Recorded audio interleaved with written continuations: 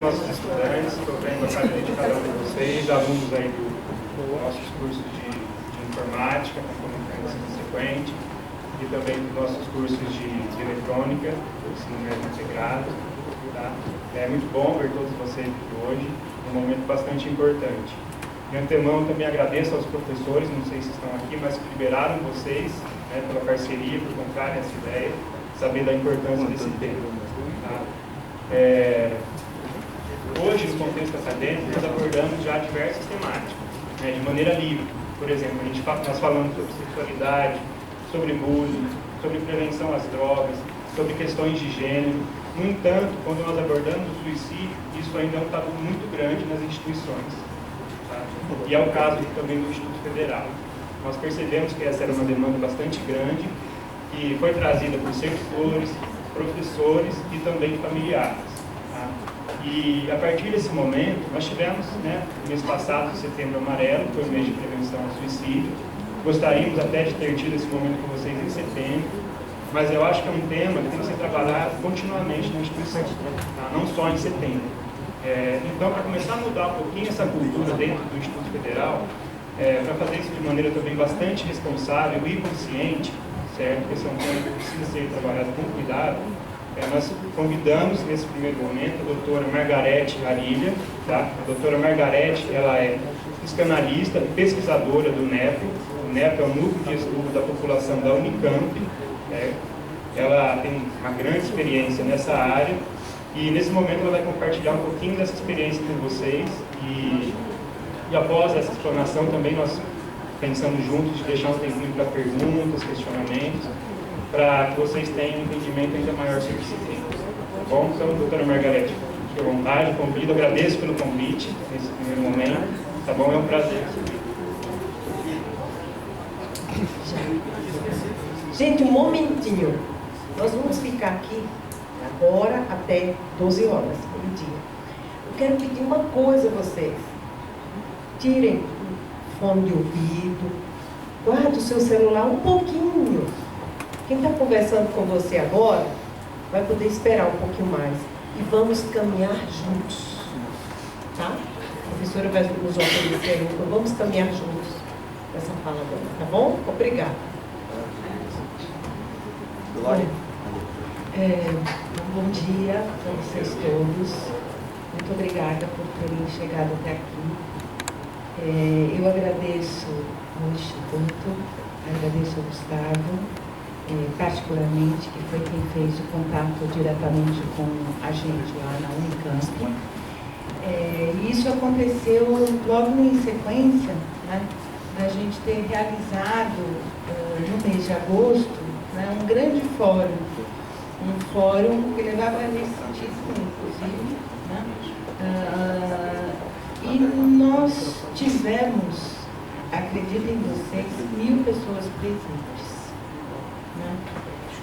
Isso para mostrar um pouco para vocês, fora a gente teve 700 reservas de inscrição que a gente não conseguiu alcançar a lotação no auditório lá da universidade, né?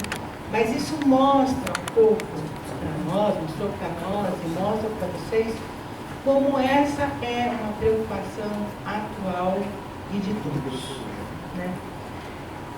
Eu já trabalhei, eu costumo dizer que eu já trabalhei ao longo da minha vida com várias temáticas, né?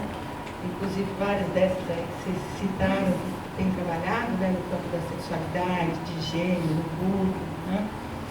E uso de métodos anticoncepcionais, enfim, várias dessas temáticas, e devo dizer que em nenhuma eu sentia tamanha receptividade como dizer, trabalho como. Quando, agora, né, a gente fala de que está próximo dessa temática, é muito impressionante, porque sempre alguém segue com uma pergunta, né? Porque ou já viveu ou está vivendo uma situação próxima a esse tema, ou dentro da família viveu, ou com colegas, ou ouviu dizer. Então, a situação hoje em dia muito, muito, muito presente. Né? Muito embora, a princípio, seja difícil romper essa barreira, né? Só para dar um exemplo para vocês, lá na equipe nossa, lá na Unicamp, logo no começo, colegas que são profissionais da minha idade, né, experientes e tudo, eles dizem assim, Maria, pode você mudar o nome do nosso projeto aqui? Como assim? Não dá para tirar a palavra suicídio? Vamos colocar, assim, ações violentas, alguma coisa desse tipo, porque a própria palavra, né, agora ela está ficando um pouco mais palatável, né? Está dando pouco a pouco, né, para as pessoas conseguirem se aproximar um pouco mais. Mas a própria palavra, ela ainda é aversiva, né, para muita gente. Então, o que nós estamos fazendo aqui hoje em conjunto é muito bom, né? Porque aqui o Instituto abriu um espaço, né, para que a gente pudesse juntos falar, pensar, refletir, sofrer, relembrar, né, temer, né? Então, são vários sentimentos que podem aí brotar no processo de estarmos juntos, né? Na década de 70, 60, 70, né, quando a gente pensava sobre câncer, por exemplo, ninguém falava sobre câncer. Não usava a palavra, né, vocês não viveram essa realidade. Né, mas, na verdade, assim, naquele tempo, se dizia assim, fulano está com aquela doença ruim. Os que são mais velhos vão lembrar disso. Fulano está com aquela doença ruim. Né? Fulano está com alguma coisa. Né? E assim foi, historicamente, né, com várias questões. Assim foi com câncer, assim foi com a AIDS, depois, né, no começo, nossa, ninguém podia falar que fulano estava... As pessoas nem chegavam perto. Né? No começo, assim, eu acompanhei, por casualidade, um caso muito deprimente, no comecinho da epidemia, a família entrou na casa, tirou todos os objetos, roupas, não sei o que, jogou no quintal, pôs fogo, né? Que era uma coisa, não se sabia qual que era a questão da contaminação e tudo mais, né? Então, nem se falava, então, da AIDS, né? Aborto, por exemplo, uma outra temática que, né, também, mais recentemente, ela começou a ser mais falada, mais ventilada, né? É interessante quando a gente usa a palavra ventilada, que é uma coisa que tem mais circulação. Né? E o suicídio, então, agora está começando a acontecer. Por quê? Né? Porque a Organização Mundial de Saúde, isso uma jornalista me perguntou recentemente, mas por que de repente começou a fazer? De fato, tem uma aceleração que é introduzida pela Organização Mundial de Saúde. Por quê? Porque a questão começa, do ponto de vista global, quase que se transformar numa questão de uma epidemia. Né? Começa a ganhar contornos de um vulto importante e começa a se tornar uma situação de saúde pública. Né? Morrem pessoas, hoje a gente sabe, né? O suicídio é algo que acontece em todas as faixas etárias, que tem contornos diferentes em cada momento da vida, que é multideterminado, ou seja, não existe uma causa única, tá? Ele é multideterminado, ou seja, não é porque fulano é louco, né, que ele vai se suicidar, não. Tem várias causas sociais, econômicas, inclusive políticas. Os últimos estudos começam a mostrar que, por exemplo, na China, né, um estudo muito interessante que mostra como as diferentes situações políticas e econômicas podem ir alterando também o humor. Vamos usar a palavra assim, o humor social e político. A gente agora, por exemplo, nos tempos atuais, está vivendo um humor bem estranho. Né? Então, tem uma coisa de violência meio exacerbada, assim, no ar. Então, dependendo de por onde as sociedades caminham, essas coisas podem ir mudando. Né? Então, nós, indivíduos, eu sou psicóloga, tenho formação em psicanálise, mas tenho mestrado em psicologia social também. Então, a gente sabe o indivíduo não é separado do seu meio, né? Ele é ação e reação, né, do contexto onde ele está instalado. Né? Bom, então vamos começar a ver a primeira lâmina. Primeiro slide, por favor. Dá para ver? Melhor apagar a luz? Ai, cara. Você apaga a luz.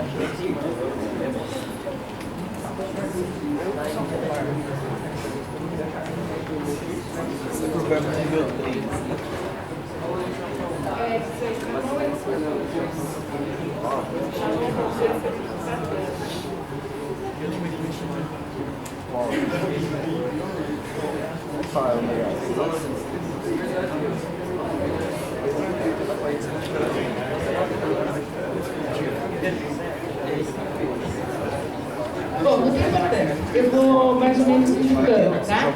Então, o que eu quero, por que essa lâmina aqui é importante? Né? As cores, quanto mais escuras, as cores mais claras têm taxas de suicídio mais baixas. Né? As taxas mais escuras estão localizadas nas áreas de maior taxa de suicídio. Né? O que chama a atenção de vocês aí? O que chama a atenção? Primeira coisa do Brasil, né, que a gente percebe, o Brasil não é um país de taxas elevadíssimas para suicídio, tá? O Brasil é um país de taxas médias. Opa! Caralho, que é esse nome? O Brasil é um país de taxas médias. O que chama atenção? Leste europeu, vocês sabem onde fica, né? Lá na ponta direita superior do mapa.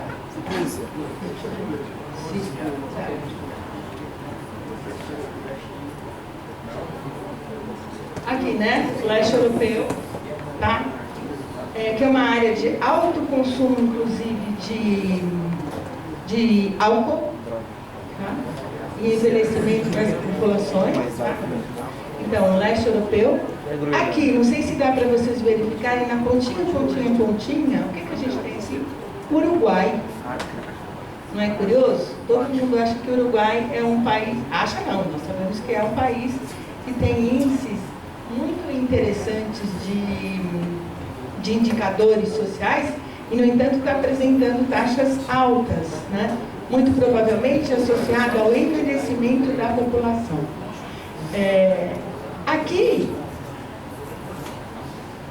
Aqui, olha, Argentina, tá? A Argentina tem taxas mais altas do que as nossas.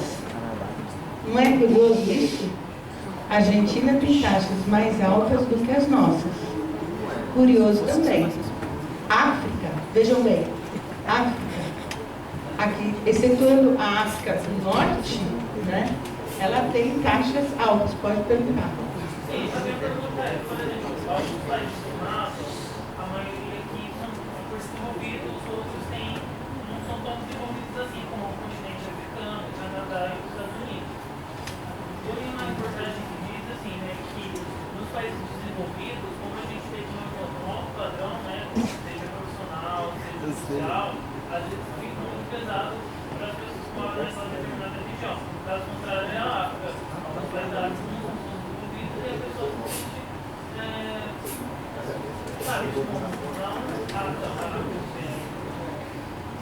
Muito boa pergunta, né? Porque o que a gente vai mostrar...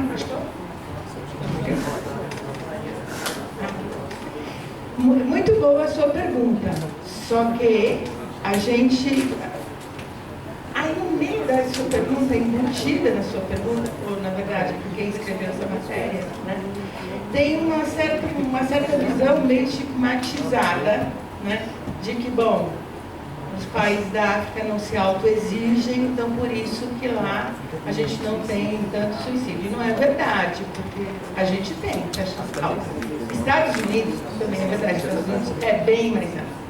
Agora, as motivações são muito diferentes. Isso que eu vou tentar desdobrar com vocês nos próximos números, tá? As motivações são muito diferentes. Então, por exemplo, a gente sabe, no Sudão, por exemplo, né, a gente sabe que os homens se suicidam porque, em processo de guerra, da guerra interna que eles vivem, os homens se sentem completamente desesperados por não terem conseguido cumprir com o papel de proteger as suas famílias, ou particularmente de proteger as suas mulheres dos crimes de violência sexual cometidos durante a guerra. Tá? Então, esta é a razão do suicídio lá. Porque durante os processos de guerra, né, as mulheres são a todo momento, vamos dizer assim, agredidas. E a função do homem, né, a gente sabe que isso é uma coisa que permeia todas as sociedades, né, ainda, ou seja, que o homem deve proteger suas famílias, deve proteger suas mulheres. Então, a sensação é de fracasso. Ou seja, uma coisa que vocês têm que aprender, a sensação de fracasso ou de imperfeição é um dos fatores centrais presente em muitos dos casos, sobretudo dos homens, de todas as idades, que buscam a tentativa ou o suicídio. Né? Uma sensação de não conseguir cumprir aquela que, no imaginário dele, poderia ter sido a função central. Tá? Só que aqui ela está associada, vai variar de país para país. E dentro de um mesmo país, vai variar também de cultura para cultura. Próximo. Se a gente for pegar as Américas, tá? Então, é isso que você dizia. Então, no caso, existem cerca de 65 mil suicídios por ano. A taxa é mais ou menos de 7,3 para 100 mil habitantes, quando no Brasil, nossa taxa vai lá por 5,5, 6. E sempre está entre as 5 maiores causas de morte de jovens e há taxas muito altas em idosos. No geral, esse é um ponto importante para vocês aqui, as taxas da população masculina, em todas as faixas etárias, é cerca de 4 vezes maior em homens do que em mulheres. Ponto de interrogação. A questão que vem é por quê? Né? E quando eu comecei a me dedicar a esse tema, eu dizia, bom, porque a sociedade está em transformação, porque os homens se sentem super cobrados, né? Há esse resquício da cobrança, do desempenho, do medo da falha, né? Do fracasso. E o fracasso pode ser numa relação afetiva, o fracasso pode ser em relação à não capacidade, entre aspas, né? De não conseguir entrar no mercado de trabalho. Hoje, quem fica aqui empregado é culpa de quem? É do sujeito envolvente, é de uma sociedade, de um mundo que está caminhando como ele está, né? Só que às vezes é difícil para a pessoa problematizar isso para ela mesma. Então, ela vai se sentir fracassada. Né? Então, essa ideia, a ideia de imperfeição, né? Eu pensei, puxa, então é isso, porque a sociedade está em transformação. Só que aí eu fui ver, e o primeiro estudioso do campo da sociologia que trabalha sobre isso, publica um livro importante, que é o Durkheim. Em 1897, na obra que ele traz, já o número de homens era 3 vezes maior do que o número de mulheres. Então, essa é particularmente uma das minhas questões, desse eixo de análise, de trabalho, 10 anos que a gente vai fazer na universidade. Né? Então, por que isso acontece?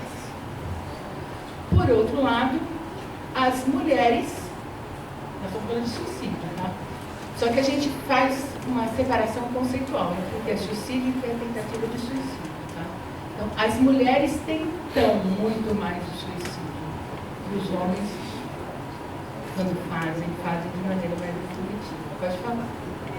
Eu sou mãe do Mateus, vocês sabem. Sou mãe do Mateus, acho que alguns de vocês já conheceram o Mateus. O Mateus cometeu um suicídio, ele estudava aqui, ontem fez 8 meses, e o que ela está falando é bem claro isso. As mulheres, elas tentam mais, porém os homens, eles usam a maneira mais bruta e eles chegam e concluem. Então é arma de fogo, é o enforcamento, e as meninas usam medicamentos. Isso, o que ela está dizendo? Viver continua sendo a melhor opção para vocês. Então, essa maneira bruta, você vê aí, ó, enforcamento. Para uma mãe, você chegar e ver seu filho pendurado, é muito doloroso. Então, vamos prestar um pouquinho mais atenção no que ela está falando. Estou vendo que vocês estão com murmurinhos. Vamos prestar um pouquinho mais atenção no que vocês estão falando. Aqui é um coração de uma mãe que pede para vocês. Prestem atenção. Viver continua sendo a melhor opção em todos os problemas. Coloque um ponto final no problema que vocês têm e vírgula, a vida continua. Tá bom? Depois, se vocês quiserem falar comigo, eu tenho muita coisa boa para falar com vocês. Obrigada, imagino que eu vi essas coisas todas. Como é seu nome? Seu filho? Não? Mas está aí te dando apoio, né? Junto com você. Então, asfixia, armas de fogo e enforcamento correspondem a 90% dos casos. São usados, basicamente, não usados pelos dois, mas de fato, como a Valquíria disse, né? De fato, há um maior uso de armas de fogo e enforcamento entre os homens, e as mulheres usam majoritariamente medicamentos, né? Ou insumos de mais fácil acesso, né? Como veneno, etc. Agora, tem um debate aí.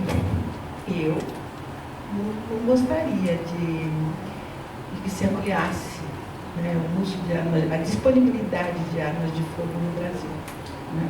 Então, a gente está justo no meio desse debate, né? A chance de que você tenha mais armas, isso seja mais fácil, né, para a população masculina acessar, é grande, né? E numa situação de impulso, tudo pode acontecer, né? Próximo. Isso é um pouco para mostrar para vocês que o suicídio sempre existiu. Então, não é uma coisa nova, é uma coisa que sempre existiu. O que a gente está vendo aqui? O que vocês estão percebendo aí? Dá para ver bem a imagem? Hã? Um harakiri. Um harakiri, né? Que às vezes vocês veem nos filmes, vocês veem no folclore, nas piadas, nos jogos, né? Mas era uma prática muito comum. E curiosamente, ficou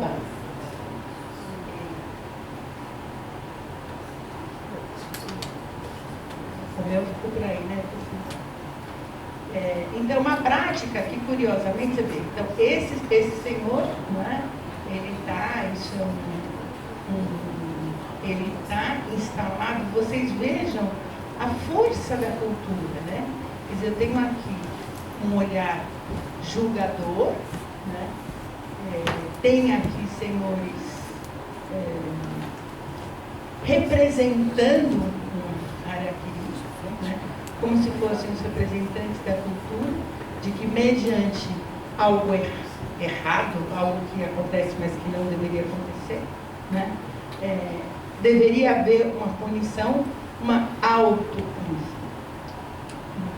As culturas orientais, elas são extremamente rigorosas, né? Então, aqui é uma questão cultural. Não sei se vocês sabem, mas o Japão é um dos países que tradicionalmente teve as mais altas taxas de suicídio no mundo, né? Em função dos pedidos e das demandas de familiares e amigos que pressionaram o Estado japonês, algumas ações começaram a ser desenvolvidas e, de fato, as taxas começam a cair no Japão, embora ele ainda seja um dos países mais elevadas taxas de suicídio no mundo, né? Mas, então, qual é o aspecto da cultura lá? Né? Exigência. Não sei se vocês vão lembrar, eu não vou lembrar o nome, mas pouco tempo atrás, talvez uns 3 anos, um político que foi envolvido em corrupção, e a corrupção era, enfim, ele tinha desviado, não sei, acho que era uma coisinha assim, tipo 15 mil dólares, vou falar qualquer valor por dizer, mas era uma coisa muito diferente dos valores que a gente vinha ouvindo na televisão naquela época, né? E eu falei, puxa, mas que coisa, né? Então era assim, por vergonha, né? Por vergonha, por ter cometido um ato completamente criticável e abominável dentro das regras sociais daquele país. Então, esse senhor se suicida, né? Houve um grande crescimento dos números de suicídio entre jovens no Japão, inclusive nas escolas primárias, tá? Por excesso de exigência escolar. Depois vocês vão me dizer se estão exigindo muito de vocês aqui. Próximo. Então, Brasil. Suicídio acontece em quase todo o país. A região sul concentra 23% dos suicídios no Brasil, né? Interessante, tá? Qual é o estado de maior índice de suicídio no mundo? Rio Grande do Sul. Alguém poderia imaginar? A gente tende a ser preconceituoso, mas sempre acho que coisa ruim acontece em outro lugar que não seja no Sul, muito menos no Rio Grande do Sul, nada a ver, tá? Então, isso é um enigma.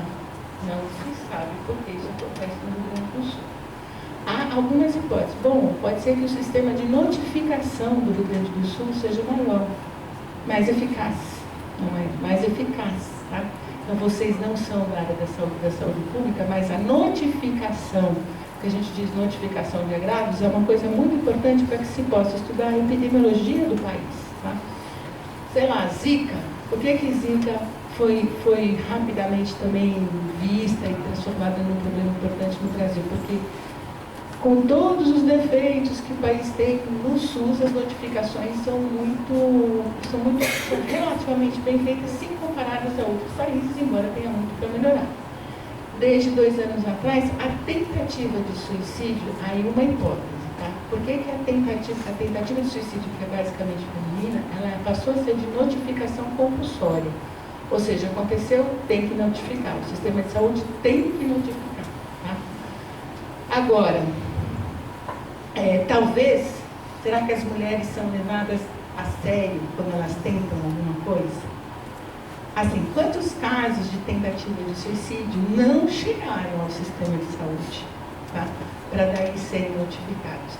Talvez essa seja uma explicação para o fato de que, no caso dos homens, nem apareça como tal.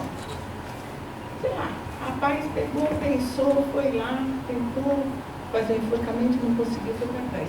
Não conta para ninguém. Entende? Então, talvez exista, assim, barreiras ou dificuldades desse tipo que distorcem um pouco os números. Mas, então, no Rio Grande do Sul, uma hipótese que foi testada, mas que não se confirmou, é o maior uso de agrotóxicos, pelo fato da agricultura na região ser importante. Tá? Mas não se confirmou, não se conseguiu confirmar que houvesse isso. Uma outra coisa importante é que as taxas, elas são iguais, semelhantes, em todas as regiões do país. Não existe assim, em tal lugar é mais alto, em tal lugar é mais baixo, pode ser que não. Espera um pouquinho, tem um outro na frente. Pode falar. A minha dúvida é assim, com base nesses dados apresentados, assim, na região do sul, que é mostrado ali, quais são um dos motivos principais que isso acontece? Porque esse motivo, para mim, no sul, é muito maior que as outras regiões.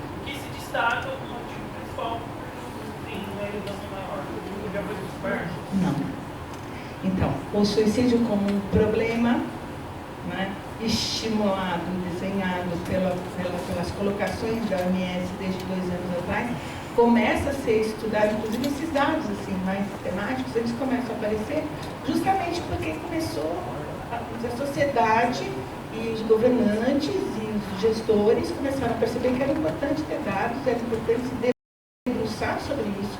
E foi formado, então, um comitê de estudos do suicídio no Ministério da Saúde. Tá? Então, eles escolheram 6 áreas prioritárias. O Rio Grande do Sul é uma área prioritária. Rio Grande do Sul, Mato Grosso do Sul, eles definiram Piauí também, Roraima, Santa Catarina, porque é alto também, tá? Não é tão alto quanto o Rio Grande do Sul, mas é alto também. E está faltando um que eu vou me lembrar depois. Amazonas também foi definido como prioritário, tá? Então, a ideia é olhar, eles colocaram mais recursos, mais pesquisadores, mais intervenção para tentar entender o que está acontecendo. Próximo. Quando eu separo por sexo, tá? Então, a gente começa a ver que não tem uma grande coisa de diferença. O que acontece aqui? As taxas em Santa Catarina são mais altas se a gente olha as mulheres. Tá? Aqui em Santa Catarina é um pouco menos. E aqui, possivelmente, uma das causas que se levanta como hipótese é que há muitas mortes de mulheres aí mais velhas que continuaram a viver na pobreza em áreas rurais como remanescentes de fazendas de escravos no interior de Santa Catarina. Tá? Então, essa é uma hipótese. Santa Catarina, embora ninguém saiba muito, tem uma boa população negra e indígena. Com vocês. Tá? Próximo. Então, no Brasil, 11 mil pessoas tiram a própria vida por ano. Então, são pessoas assim, elas desaparecem. Né? E a gente fica sem saber exatamente o que aconteceu. Né? Porque os outros casos todos, eles são registrados. Morreu por câncer, morreu por infarto, morreu por isso, por aquilo, mas aqui a gente não sabe. É a 4ª maior causa de morte entre 15 e 29 anos. Tá? Para os homens são a 3ª maior causa e para as mulheres a 8ª maior causa de morte. Próximo. 3ª maior causa para os homens, vocês estão percebendo, né? Que é punk. Então, vejam a diferença aqui. 79% homens e 21% mulheres. Próximo. Aqui, desagregado por idade, tá? Então, veja que coisa importante. As taxas maiores estão nesse período aqui. Se eu somar esse período aqui, de 30 a 59, que é um momento em que as mulheres estão mais envolvidas com as questões da vida familiar, das práticas sexuais reprodutivas e de cuidar. Hipótese também minha responsabilidade. Não comprovada, minha hipótese, mas há uma suspeita, vamos dizer assim, que esse período é um período de muita demanda, né, para as mulheres. Né? E não sei se, inclusive, parece que houve ontem um caso, né? Houve um caso de uma servidora em São Paulo, de São Paulo, que se suicidou. Ninguém poderá depois falar um pouco sobre isso. Próximo. Volta um pouquinho, desculpa, para voltar. Vocês vejam, para as mulheres também é alto, uns 75 anos e mais. Mas a curva como um todo ela é mais homogênea e se destacando se a gente pegar essas duas faixas etárias aqui. Pode passar. Para os homens, veja como aqui é um crescimento absurdo para os homens mais velhos. Né? Importante. Agora, por que o sinal vermelho está dado aqui para os jovens, porque é aqui que as taxas mais crescem mais rapidamente. Tá? Depois vocês vão levantar hipóteses para mim do próximo.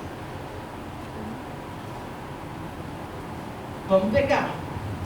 Causas de morte na idade de 15 a 29. Agressões, tá? Incluindo os homicídios, tá?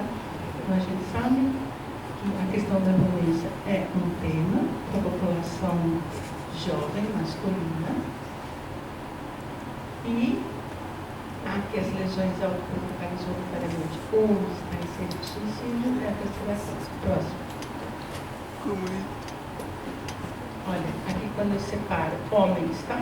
Eu separo de 79 até 2016, olha o crescimento dos homicídios no Brasil. O suicídio cresce muito menos, mas vem crescendo.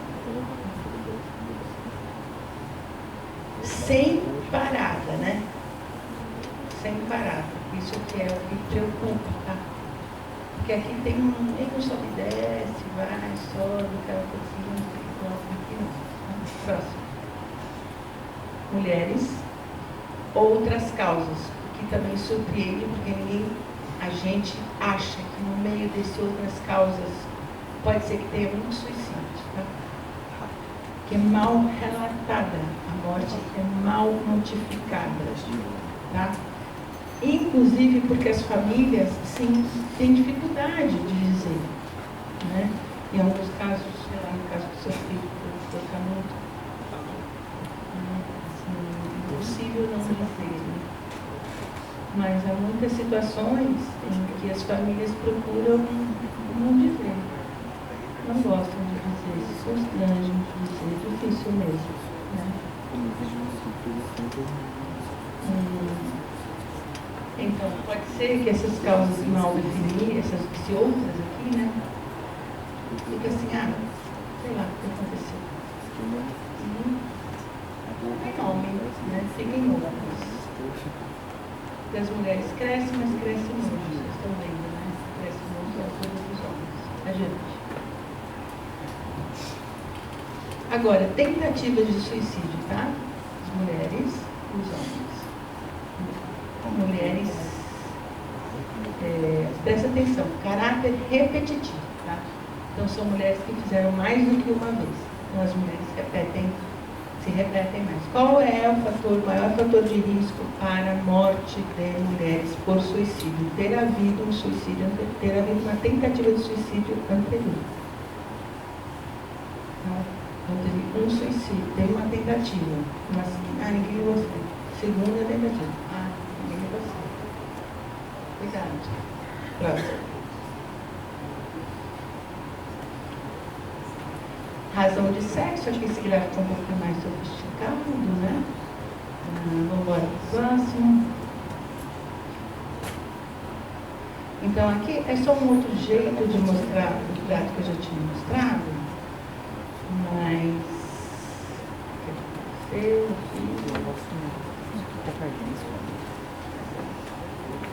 veja, essa barriga aqui é que chama atenção no caso das mulheres, tá? Então, é entre 30 e 59 que isso aqui fica muito maior.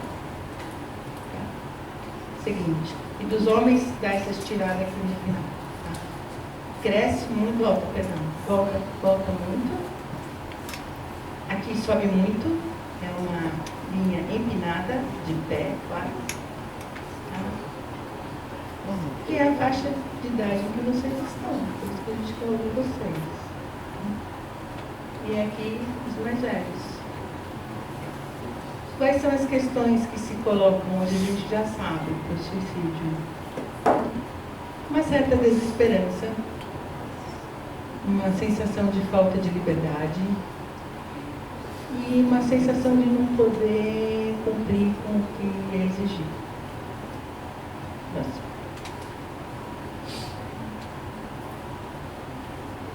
Alguém quer falar alguma coisa?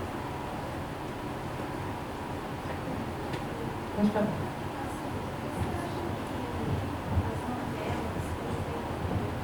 Então, a pergunta é essa, gente vai ter um bloquinho de mídia, você volta com essa pergunta depois. População indígena, tá? Altíssimo número das taxas de morte em população indígena. É triste, né? Próximo. Qual a faixa de suicídios ocorre? De 10 a 19 anos de idade. Pode falar. Eu juro. Por quê? Por que indígenas? Ué, Por que? também quero saber. Então, assim, nós vivemos uma cidade assim. Eu consigo ver, tipo, Não, mas tem uma explicação. Os que estão se debruçando mais sobre isso dizem que é o seguinte: é porque parece ser que no momento de ida para a escola, que é a escola Sistema Branco, tá? Há um choque. Então, a sensação é de não, parece que o drama é não pertencer mais nem à cultura indígena, nem participar da cultura branca. Então, o efeito é o mesmo que se observa em todas as outras razões. É estar sem lugar. Eu me sinto sem lugar. Eu me sinto impotente. Eu me sinto incapaz de mudar a minha situação. Eu me sinto sem liberdade. E me sinto com desesperança. Vai, próximo. Próximo. É a mesma coisa, mais ou menos. Meios, a gente já sabe, enforcamento, intoxicação, né? Ficou outros para frente. Inclusive, os indígenas são basicamente enforcamento, né?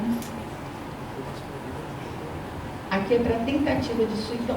Claro, na questão da tentativa de suicídio, o que cresce é a intoxicação, porque ainda você tem uma chance de recuperar. Tá? Então, geralmente, quando usa de arma de fogo, não tem muita salvação. Tá? O enforcamento. No envenenamento é quando é possível fazer algum tipo de intervenção. Próximo. Isso aqui é um pouco para mostrar altas taxas. Você pega Japão.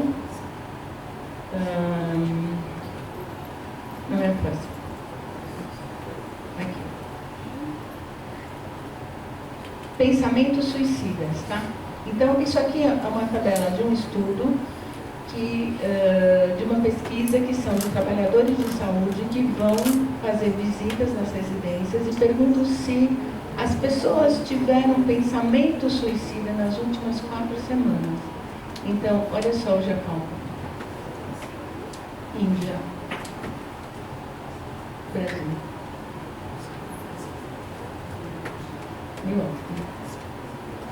Próximo.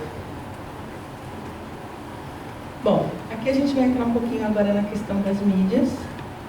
Alguma pergunta antes da gente ir para frente? Não. Então tá, por que a gente está trazendo agora esse aspecto? Porque uma das coisas que a gente sabe, então, é do altíssimo uso de internet, das mídias sociais interativas, e de como isso pode impactar a vida de vocês, né? E como esse assunto está absolutamente colocado lá, então a gente também quer trazer um alerta em relação a isso, né? 82%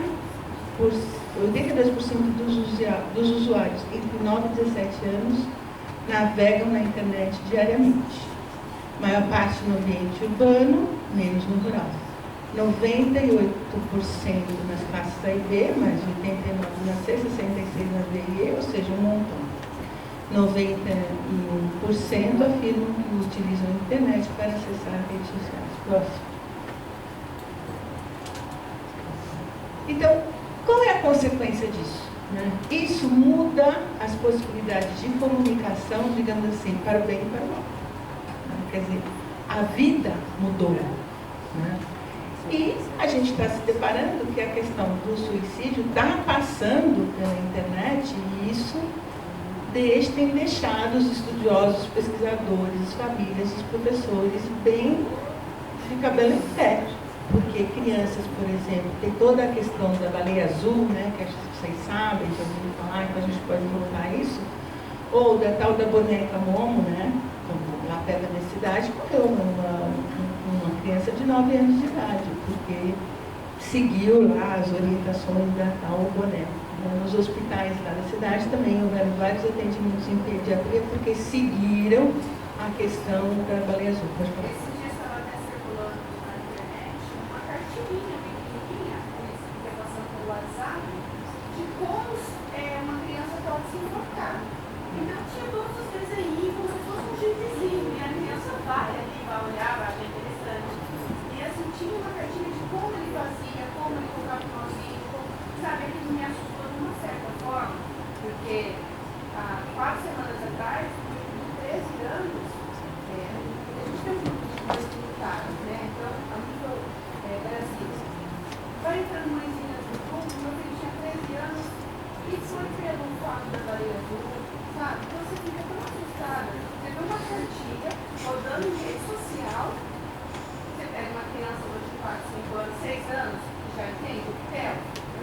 O Matheus, ele me faz algumas perguntas e cai em rede social. Cartilha, ensinar como se informar. Pode falar. Um comentário dessas pessoas que viajam e tal. E uma delas estava em uma cidade japonesa e numa loja de conveniência ele comprou um livrinho com esse teor. E ele ficou assustadíssimo, porque na parte ocidental a gente não tem esse tipo, né, de... Não tinha. A gente não tem, né? Mas ele falou assim, meu Deus, como é que num lugar público assim, próximo às coisas, tem isso? Ele ficou tão assustado que ele cortou o vídeo, ele parou o vídeo assim. Perfeito. Então, na verdade, tudo aquilo que aparece, né? A gente está falando assim, né? A gente está lidando com a primeira geração formada a partir de likes e dislikes, de carinha sorridente, do ponto de vista da construção da subjetividade, tá? Então, isso para nós, psicólogos, psicanalistas, a gente tem puxado os cabelos, porque está tudo por entender, né? Quer dizer, a gente sabe assim, por exemplo, um colega relatando há pouco tempo, poxa, eu estava com um garoto, ele dizia, eu queria ser aquele que está ali, aquele que está ali no Facebook, e não sou eu. Né? Então, essa questão da construção da imagem, né, do falso self, né, inclusive, tem relatos de terapeutas dizendo assim, bom, parece que o adolescente mais novo que vocês, ele tem a sensação de que, só vou dar um pulinho ali, vou lá no suicidar e já volto. É como se não tivesse, é como se tudo fosse meio de brincadeira, como se tudo fosse uma grande imagem, né? Então, a vida editada é feliz de todos, enquanto sentimentos reais podem ser tristeza, ansiedade, angústia, não, pode entrar. Bem-vindos.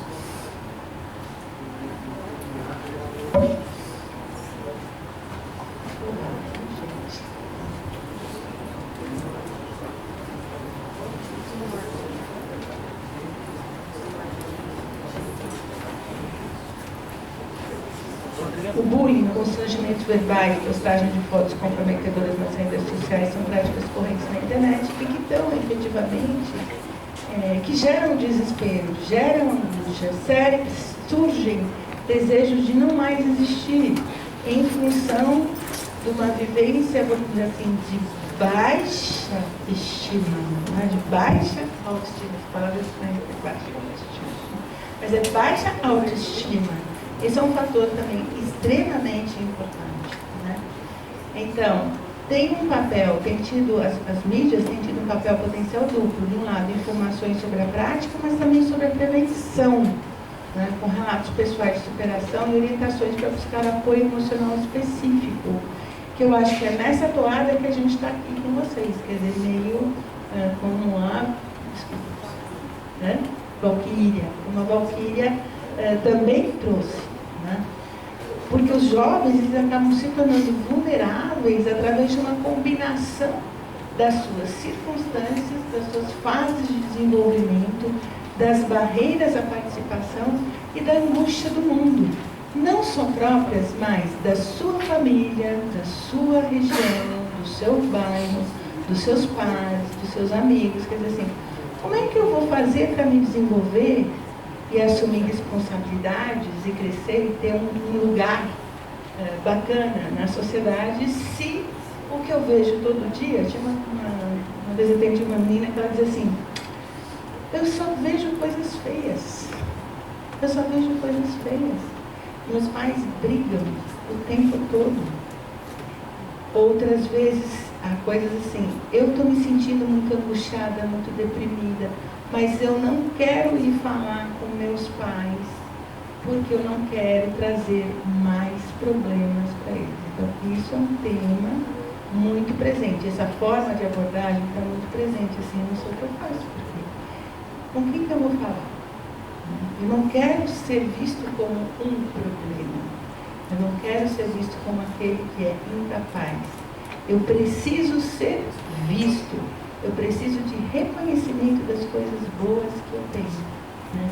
Agora, será que as escolas, não estou falando dessa porque essa já ouviu, precisava tocar o dedo na ferida, está ouvindo, está dando essa e outras oportunidades de conversa, de diálogo para vocês, mas as escolas no geral, mesmo aquelas onde aconteceram suicídios, a gente está vendo que as escolas ficam desesperadas, elas acabam jogando família tem que resolver, né? Ou muitas vezes só derivam as angústias para processos de ajuste no processo pedagógico, que muitas vezes também não é suficiente, né? Então, esse olhar atento, essa escuta atenta, de outro lado, o pedido de ajuda de vocês é extremamente importante. Próximo. Então, aqui uns dados muito rápidos sobre como se dá, então, a comunicação, né? Aqui é para mostrar o azul claro é a televisão, tá? E o azul escuro é a internet. É mais para vocês verem que a televisão ainda é utilizada, tá? Mas entre os mais jovens, a televisão cresce com a idade. Tá? Então, entre os mais jovens, né, a internet é predominante. Próximo. E também em relação ao nível de escolaridade, né? Quanto mais escolaridade, menos televisão. E aqui também em relação às capitais e interior. Capital e interior, mas a televisão tem impacto e importância em qualquer lugar. Internet também. O Brasil é o terceiro país mais ativo no Facebook, abaixo somente dos Estados Unidos e da Índia. São 103 milhões de usuários no Brasil, praticamente metade, né? Metade homens, metade mulheres. O WhatsApp, não preciso dizer, né? Está presente em 70% dos celulares brasileiros. E o Messenger também. Próximo. YouTube. O YouTube, ela vem sendo considerada a segunda maior rede social acessada no Brasil. São 98 milhões de usuários cadastrados no país. Sendo que 96% dos jovens entre 18 e 34 acessam o YouTube e podem acessar de tudo um pouco mais. Instagram e próximo. Bom, e agora a gente vai ouvir 2 depoimentos, tá? O primeiro deles, pode colocar. Alguém falando da sua própria tentativa de suicídio. Espera um pouquinho. Alguma questão antes? Estão a fim de ver? Então, vamos embora. Não, a outra. É só clicar no azul.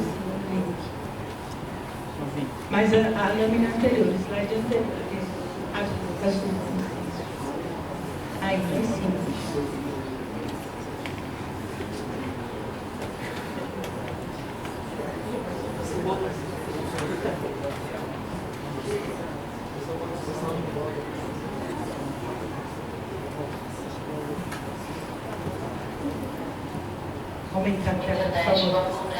Vocês tão maravilhosos assim. Eu somente, hoje eu vou fazer um vídeo um pouco diferente dos últimos vídeos que eu tenho costumado postar aqui no canal. Esse é um vídeo mais sério, como vocês já viram pelo título, né, do vídeo. Então eu não vou pedir pra ninguém estar se inscrevendo, pra ninguém estar dando like, pra ninguém estar compartilhando, porque esse não é o objetivo desse vídeo. O objetivo desse vídeo é eu conseguir mandar uma mensagem, mandar um recadinho para uma pessoa em específico, e não somente para essa pessoa, mas para outras pessoas que estejam passando pelo mesmo que ela. Então, caso você não goste desse tipo de vídeo, você pode assistir os outros vídeos do canal, só clicar depois no card que vai estar aqui do lado e assistir, tá bom? Bem, recebi uma mensagem agora por intermédio de uma amiga minha, que eu não vou mentir, mexeu muito comigo. Eu fiquei assim, ó, sem saber o que fazer, porque eu sempre recebo e-mails e mensagens desse tipo, e eu meio que me sinto na obrigação de fazer alguma coisa, só que da mesma forma eu não sei o que fazer, porque eu tenho medo de piorar a situação da pessoa, então eu fico nesse impasse. E eu vou ler a mensagem que eu recebi para vocês terem uma ideia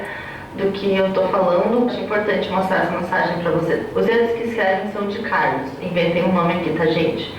Mas o sentimento que passa por eles é de Amanda. Infelizmente não podemos escolher quem somos, e família, amigos, às vezes até atrapalha. Tenho 24 anos e até hoje não sou quem realmente sinto que sou. As luzes apagadas são meus holofotes. Tudo escuro, imagino, brinco e posso ser quem eu sou. Há tempos não vejo meu reflexo e até banheiro fecho os olhos para usar. Aí conheci seu canal. Me animou mais, me trouxe luz. Tive sonhos, mas por não ter dinheiro e ninguém para ajudar, estou a ponto de desistir dos sonhos e da própria vida. Da própria vida. A ponto de torcer para nascer de novo, mas no corpo certo. Infelizmente não tive sorte, sou grata se essa mensagem chegar a você. Desculpe te atrapalhar e fico feliz por você ter conseguido realizar seus sonhos e estar nos representando. Eu admiro você e o meu nome é uma homenagem a você em vida, ou em morte levarei ele. Tipo, gente, vocês entendem o quanto isso é forte. Essa não é a primeira, não é a segunda, e eu tenho certeza que não vai ser a última mensagem que eu vou receber assim, de pessoas que estão passando pelo mesmo que eu passei. Então, Amanda, ou você que talvez não esteja vendo uma saída para sua dificuldade, seu problema, eu vou contar uma coisa que eu nunca contei para ninguém, nem minha família sabe. Eu meio que me envergonho disso, né? E eu acho importante compartilhar isso para vocês, porque se eu hoje consigo estar aqui gravando vídeo, ter realizado tantas coisas, tantos sonhos na minha vida, eu tenho certeza que você também vai conseguir. Como você sabe, eu sou uma mulher trans, e a transição foi a pior e a melhor parte da minha vida, né? Foi onde eu me descobri como Amanda, e foi onde eu passei os piores momentos da minha vida também. Nem sempre eu fui assim, nem sempre eu tive esse rosto, nem sempre eu tive esse corpo. Já mostrei minhas fotos aqui no canal, vocês já sabem como é que eu era antes, eu já contei toda a minha vida nesse canal. Se você ainda não me conhece, depois você pode dar uma olhadinha que você vai me conhecer melhor. E eu ter realizado meus sonhos e ser do jeito que eu sou não foi no estalar de dedos, foram mais de 10 anos. Ou seja, nos primeiros anos minha vida foi literalmente um inferno. Eu não podia sair na rua, que as pessoas ficavam debochando de mim, fazendo piadinha, ficavam olhando com olhar de nojo, às vezes até me empurravam, né? Já chegaram a jogar uma lata de cerveja na minha cabeça, como eu já contei no meu livro. Cada situaçãozinha dessas eu ia guardando dentro de mim. E a única coisa que eu pensava era, eu não aguento mais viver nesse mundo, eu nunca vou conseguir ser aceita, eu nunca vou ser feliz, as pessoas sempre vão me odiar por eu ser do jeito que eu sou. Será que eu sou um problema? Será que o problema nesse mundo sou eu? Eu acho que eu sou o problema. Era isso que eu pensava. E eu tinha pensamentos suicidas todos os dias. Eu pesquisava muito na internet sobre suicídio, formas de tirar minha própria vida, porque eu achava que era a única saída. Porque eu achava que eu nunca ia conseguir ser quem eu sou hoje, que eu nunca ia conseguir ter a vida que eu tenho hoje. E um dia, eu voltando para casa, depois de ter sofrido assim, ó, muita agressão, eu digo agressão verbal mesmo, e de olhares, e nossa, não consigo nem lembrar, porque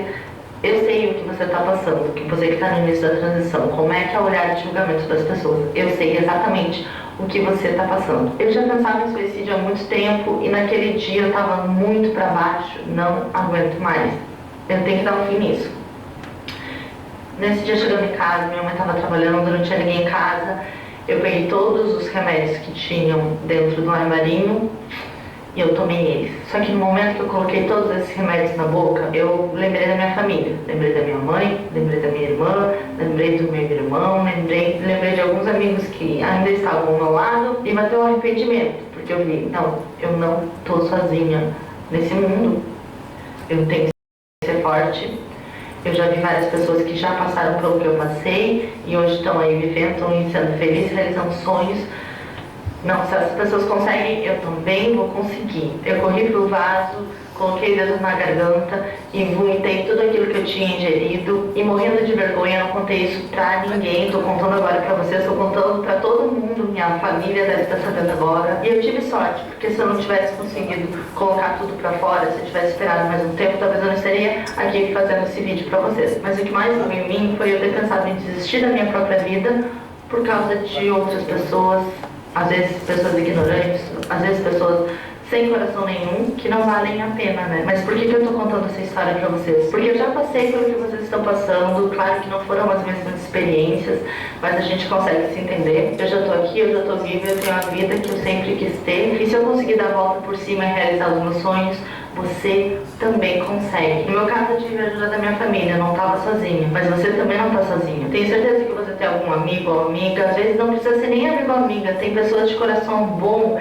que se você contar o que você está passando, tenho certeza absoluta que essa pessoa vai te estender a mão. Da mesma forma que tem essas pessoas ruins, tem muita pessoa boa. Olha só o nosso vale, são 630 mil pessoas que eu tenho certeza que estenderiam a mão para você, para estar te ajudando, para estar conversando, para você poder estar desabafando e seguindo em frente. Você não está sozinha, você está escutando, você nunca vai estar sozinha, você tem a gente. Eu posso não te conhecer pessoalmente, eu posso não manter contato contigo, mas eu estou aqui. Você pode espelhar em mim tudo que eu já passei, que você também vai conseguir passar por tudo isso, porque a gente é forte, a gente é guerreira, e a gente está nesse mundo para lutar e seguir em frente e conquistar nossos objetivos, né? Não importa a sua idade, se você tem 18 anos, se você tem 50 anos, se você está vivo, e você estando vivo ou viva, é sempre uma nova chance de recomeçar, de fazer algo diferente, de mudar a sua vida. Então, Amanda, vamos mudar um pouco o ritmo desse vídeo, que esse vídeo estava muito para baixo. Tudo vai passar, né? Como já diz aquele velho ditado. Tudo passa até a uva passa. Cada poder, amiga. Mas desculpa, eu não sei outra piada melhorzinha para te contar, para tentar te animar. Todas as pedradas que a gente leva da vida, a gente pega essas pedras e constrói um muro em nossa volta.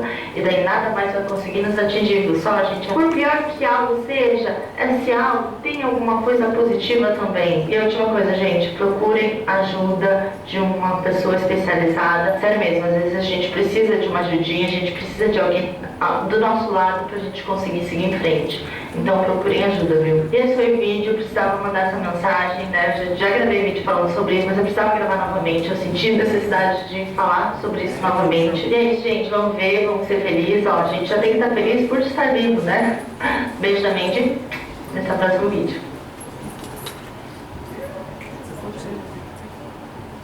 Próximo.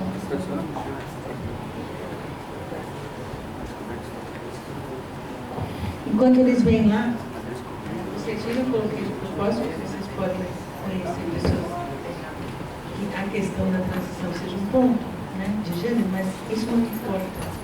O problema vivido não importa. Eu quero que vocês abstraiam desse vídeo, né? Ela falava a partir desse problema, mas não importa isso. Eu quero que vocês abstraiam e capturem a mensagem em si. O problema pode ser qualquer um. O problema vivido pode ser a pressão escolar. O problema pode ser o bullying. Eu vou contar para vocês. Meu apelido era Ursa Branca quando eu estava na escola. Eu odiava, mas o bullying não existia como bullying, como categoria, né? E a gente vivia, tem até uma coisa assim, das pessoas mais velhas hoje em dia, mas eu também sofria bullying. Agora, por que será que na nossa época essa dimensão, a dimensão não era tão grave? Tinha um aborrecimento, lógico, obviamente não gostava. Assim como quem usava óculos, era 4 olhos, assim, e aí por aí vai, né? Mas a imagem de si não tinha o valor que hoje a imagem tem no mundo de vocês. Então, o que a gente diz era inimaginável que nós fôssemos viver no mundo atual tal predominância da importância da imagem para a vida de cada um, para a construção da subjetividade. Entendeu? Quer dizer, era eu com esse apelido, mas com muito mais outras coisas na minha vida, né? O apelido era uma pequena parte ali. Agora, a construção da imagem no cenário de vida de vocês é extremamente pesada e massacra vocês diariamente. Então, depois eu quero ouvir um pouco, a gente abre mesmo formalmente o debate, tá? Vamos para o próximo vídeo.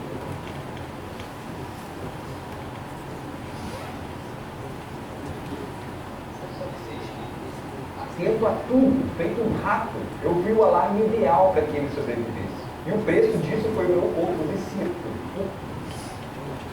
Eu só tive a chance de completar 25 anos nesse último 11 de setembro, porque eu sobrevivi a uma tentativa de suicídio que poderia ter sido evitada. A depressão só me levou a esse ponto porque eu cresci sendo um introvertido, forçado a ser extrovertido, cheio de dificuldade para me comunicar com as pessoas e com meus familiares, o que causou todo tipo de rejeição na minha cabeça e, imagino eu, na cabeça deles. Isso aconteceu porque eu também desenvolvi ansiedade generalizada, por ter passado a minha infância cuidando do meu pai após vários AVCs que ele teve. Atento a tudo, feito um rato, eu vi o alarme ideal para que ele sobrevivesse. E o preço disso foi o meu corpo viciando nos químicos super pesados do controle e da preocupação excessivos liberados pelos núcleos de autocobrança que o meu próprio cérebro me acusava de responsável.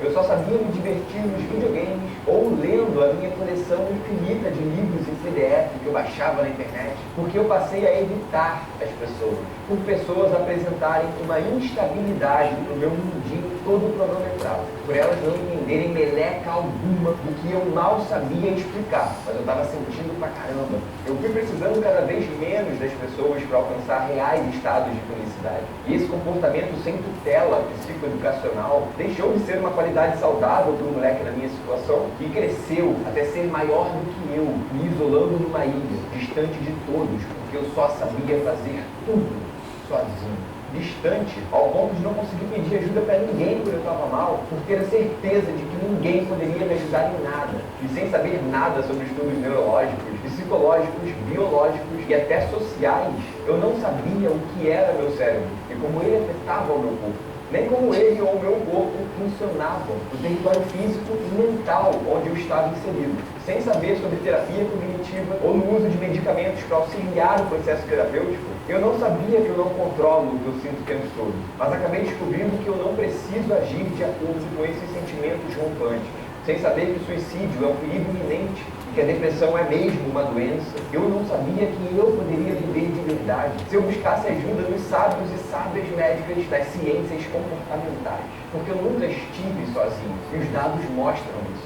17% dos brasileiros já pensou em suicídio. E 32 brasileiros morrem diariamente, vítimas desse gesto de extrema autodestruição. Meu choque foi maior quando eu descobri, mas só depois de ter passado por isso tudo, que 90% dos suicídios podem ser prevenidos.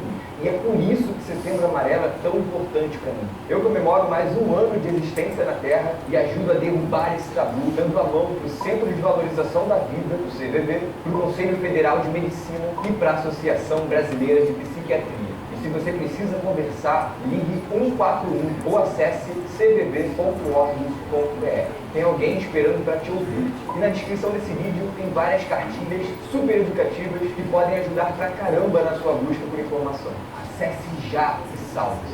Ou ajude a salvar a vida de alguém. É por isso que você deveria compartilhar esse vídeo.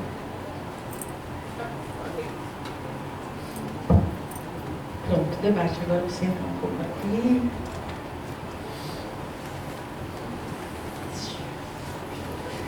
Quem senta comigo, sabe?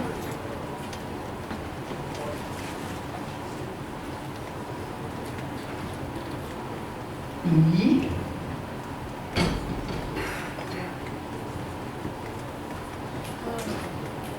muito pesado?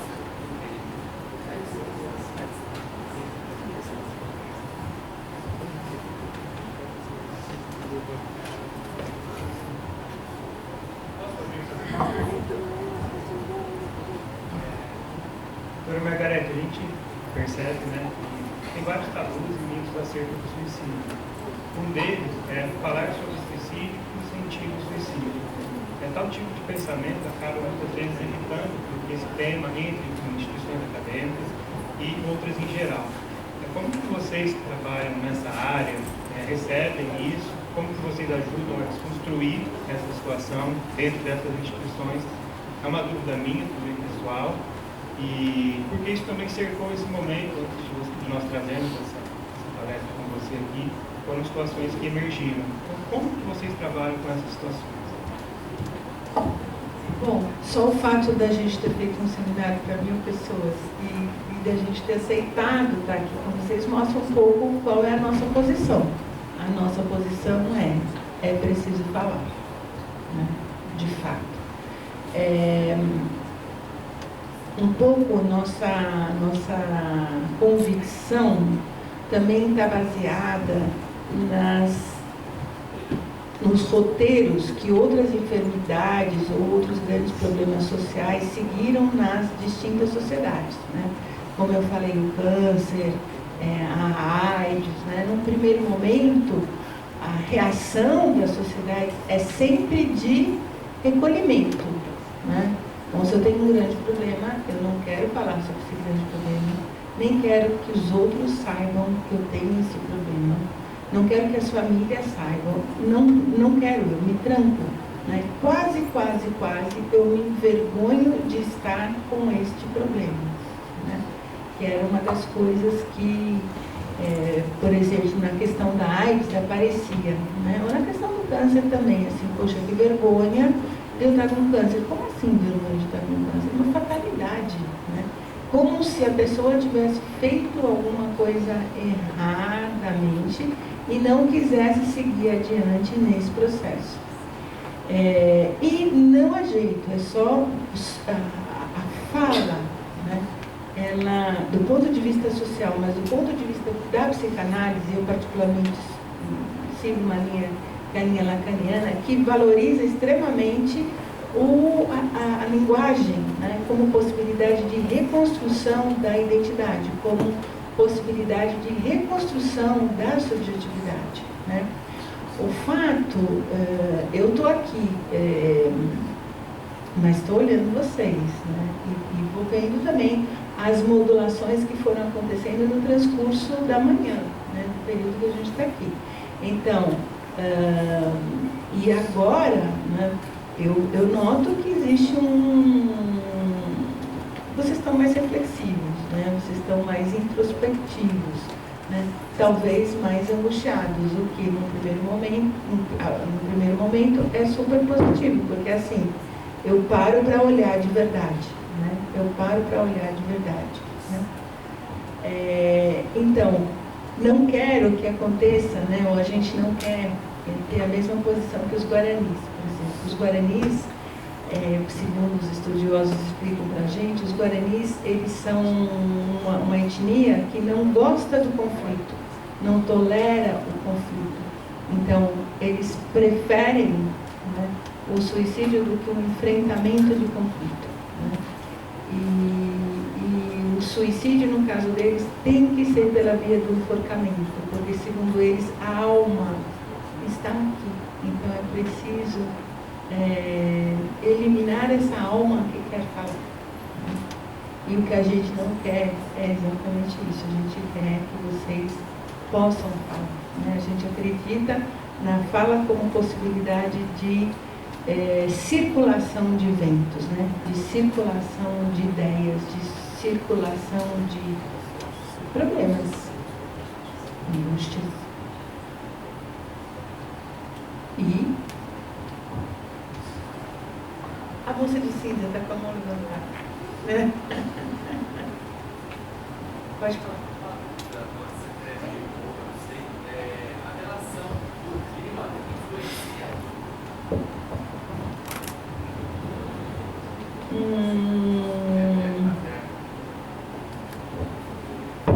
É até talvez um mito. Já você sabe que o Durkheim, né? O Durkheim, ele vai estudar isso. Ele vai fazer várias hipóteses. E uma das hipóteses que ele levanta acho que talvez o clima, né, influencia, mas nunca conseguiu essa comprovação, né?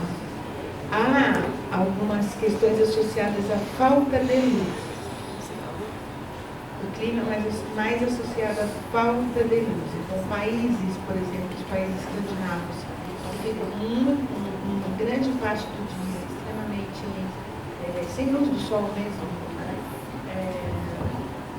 Eu aí não conheço em profundidade, né? Mas sei que essa questão da luz parece ser mais importante do que a questão do clima em si, calor frio. A questão da luz. Pode falar.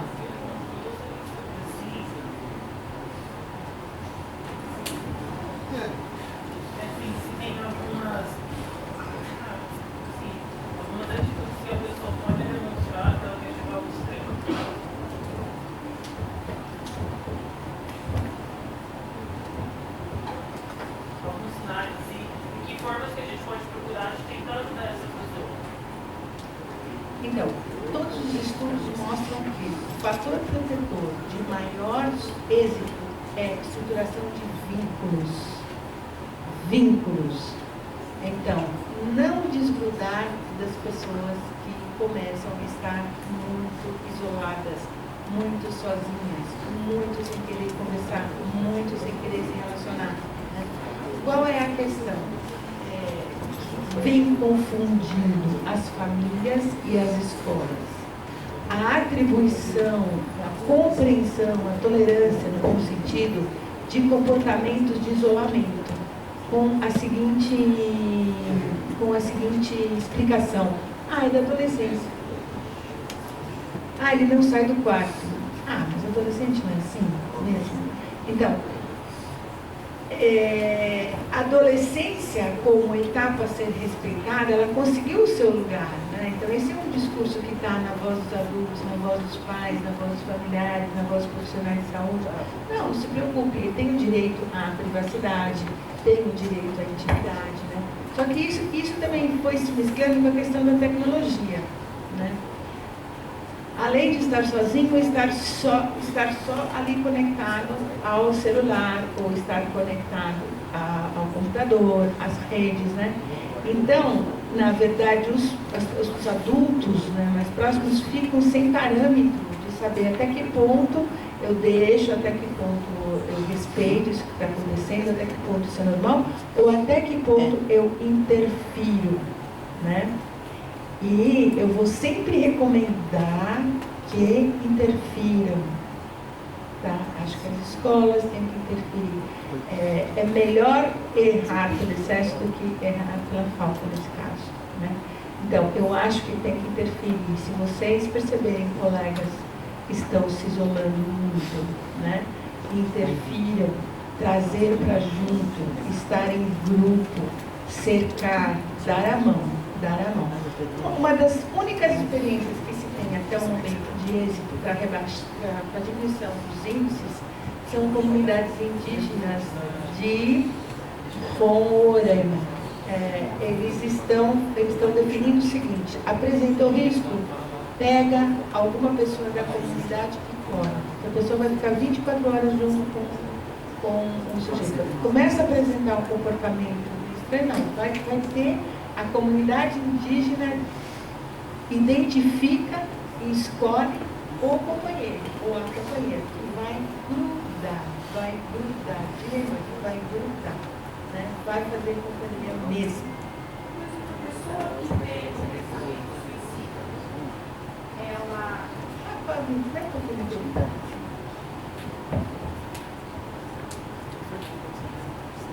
Uma pessoa que tem um pensamento suicida.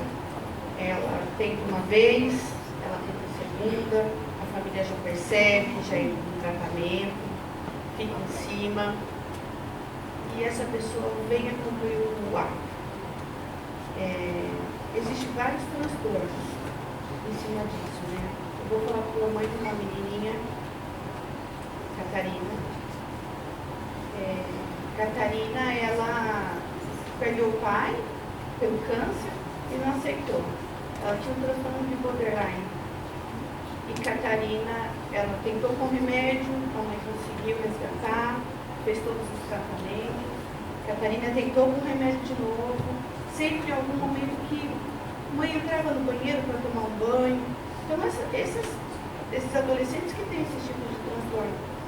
Por mais que tenha alguém colado ali e chegue a concluir esse ato, tem alguma coisa que a gente possa vir fazer? Então, eu não estou julgando, obviamente, nunca longe de mim, né, evidentemente, mas minha pergunta, só para a gente pensar junto, né?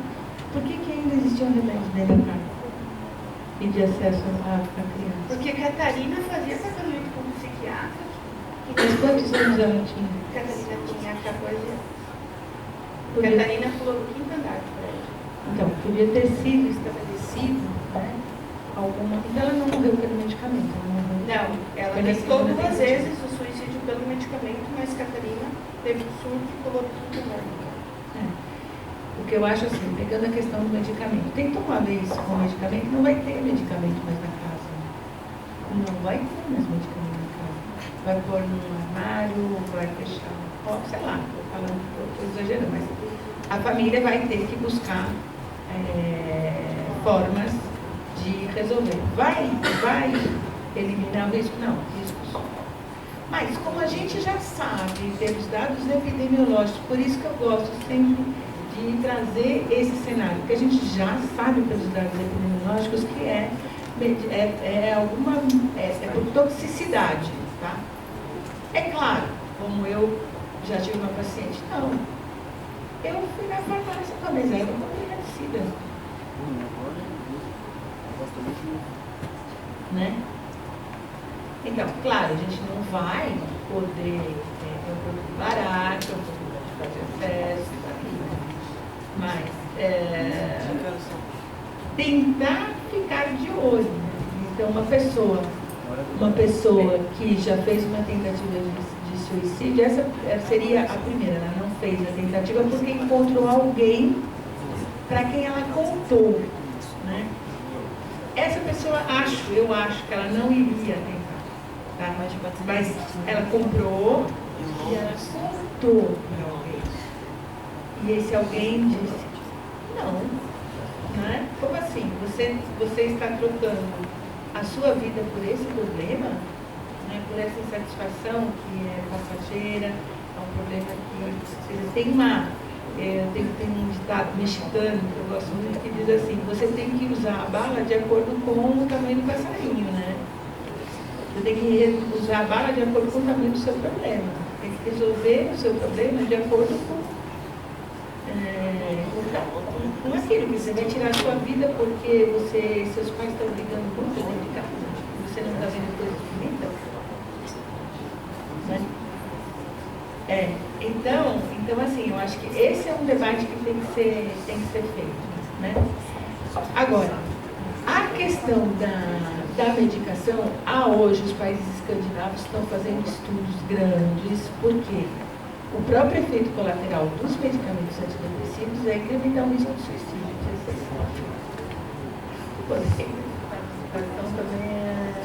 Então a nossa civilização é o máximo de contraditória. Até nas receitas tem isso. Se você já teve algum pensamento, alguma coisa, para você não tomar, porque pode vir até na receita já tem isso. Então é complicado. Então também existem estudos, isso a nível global, né, que estão começando a discutir que é um efeito, o incremento dos números de suicídio no mundo pode ser um incremento do aumento do consumo de antidepressivos no mundo. Pode ser, né? Mas você está levantando para a questão da impulsividade. Aí já é mais complicado, porque existiam 2 tentativas prévias anteriores, né? Mas a impulsividade, né, que eu acho que a vida da tecnologia ensina, né? Assim, eu posso tudo, né? Eu quero saber hoje, sei lá, elementos sobre a arquitetura do interior do Maranhão, na época colonialista, sei lá, bota lá, eu posso tudo num segundo.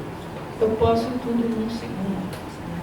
Então, essa ideia, né, essa forma de vida que de fato coloca o jovem diante desse posso tudo, posso a qualquer momento, de fato influencia, né, jovens que não têm maturidade nem cognitiva, né, nem subjetiva, total, né, para resolver os seus problemas. E pode lançar mão dessa estratégia de fato, sem dizer os efeitos colaterais, sem dizer o uso de drogas e álcool, que aí pega mais, eu acho, os rapazes.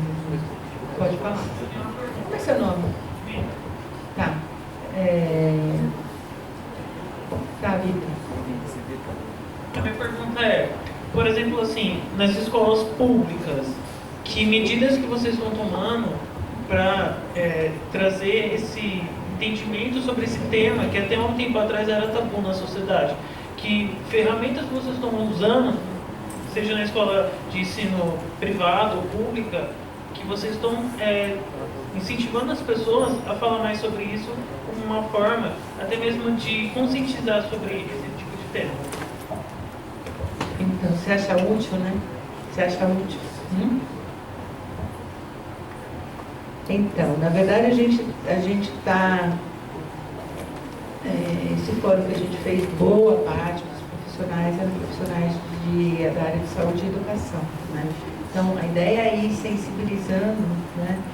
E também despertando interesse, né? Porque a gente pode entrar se não existe um interesse, né, de uma política pública que, inclusive, defina onde existe uma demanda própria das escolas, das unidades escolares, a gente está tentando atender, né? Agora, o ideal é que surja uma orientação no nível de construção de política pública, ou seja, que venha do núcleo central, né, que constrói as orientações para as escolas e para o sistema de saúde também. Né? Você vê que a gente tem um problema no Brasil, tanto o CVV é a única instituição que está em posição de atender a escuta. Inclusive, o CVV não atende. A gente agora está começando, eu vim agora de trabalhar com a Louveira, que é o município aqui perto, de trabalhar com a rede de saúde mental de Louveira, 70 profissionais, psicólogos e psiquiatras de lá.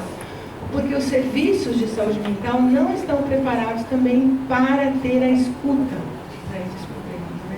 Então, o que a gente está querendo é que tanto saúde quanto educação se equipem de alguma maneira para dar espaço para que os jovens venham e sejam acolhidos e que sejam escutados, né, nas suas demandas.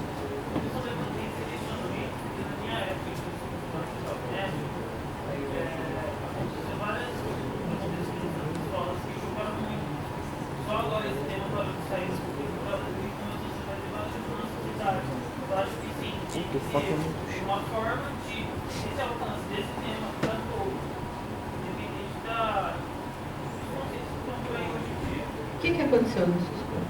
A número de estudantes se importaram. Não no mesmo dia, não no mesmo mês, mas durante o ano aconteceu isso lá. Que ano foi? Foi em 2010. Você vê. E a escola não atendeu, não deu segmento, né? Não, porque na minha época, falar de suicídio era mimimi e fraqueza.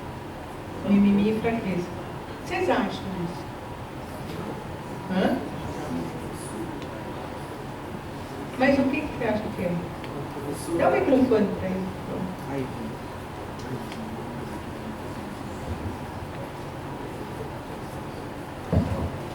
A pessoa, quando ela pensa no suicídio, ela quer viver. O que ela mais quer é ser feliz. O que ela quer é acabar com aquela dor dentro dela. E ela não acha outro meio de fazer aquilo.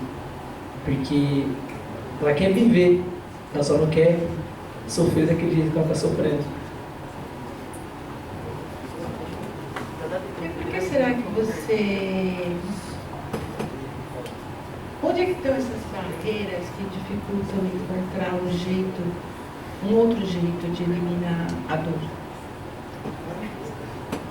O que impede que essa pessoa encontre outros lugares para eliminar essa dor? Outros jeitos de eliminar a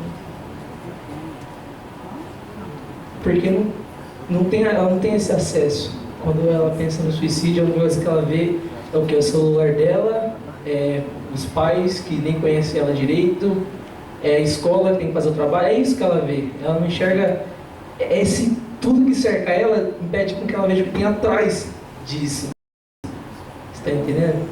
É isso que atrapalha, que é a barreira toda. Você se sentir sozinho, sentir que ou é isso, não tem o que fazer. Ou eu continuo nisso, ou eu não continuo. Então eu vou preferir não continuar. Eu acho isso. Você falou aí uma frase forte, né? Os pais que nem conhecem ela, né? Nem conhecem a pessoa. Vocês acham que pode acontecer isso? Sim, ó, um monte de cabeça. Então, alguém fala, mas uma menina fala que ninguém fala. Para nós, adultos mais velhos, é duro, né? Com certeza. A gente quer ouvir. Falem, por favor.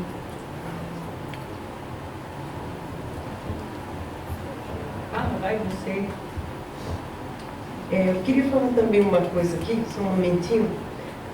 Eu observo às vezes, né, eu sou de uma geração, não me chamem de vozinha não, mas eu sou de uma geração que não tinha o celular, né, na minha época de adolescente. Eu tenho 2 sobrinhos que conviveram muito comigo e um está aqui. E o que acontecia? Quando eles iam muito para minha casa, quando eram pequenos, então nós íamos para o Taquaral jogar bola, tá certo que eu ficava com a canela toda roxa, porque eles sabiam jogar e eu não sabia.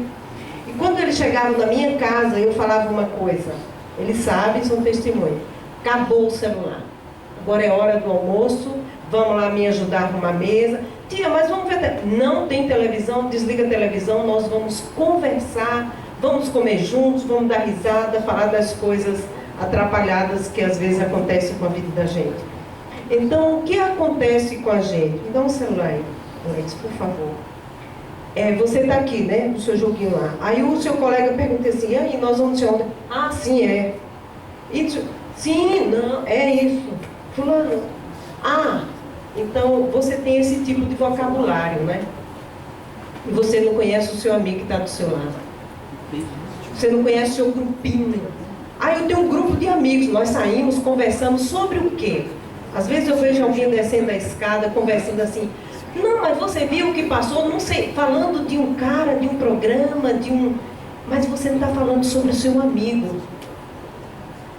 Você não sabe do que ele gosta, do que ele não gosta. Então vocês estão em grupos, mas não sabem se ele tem uma namorada, se ele não tem, se ele tem pai, se ele tem mãe. Você conhece? Conheço. Como é o pai dele? Não sei onde é que ele mora, não. Você já viu? Você não sabe onde é que seu amigo mora. Você não sabe, às vezes, o nome dele. Né?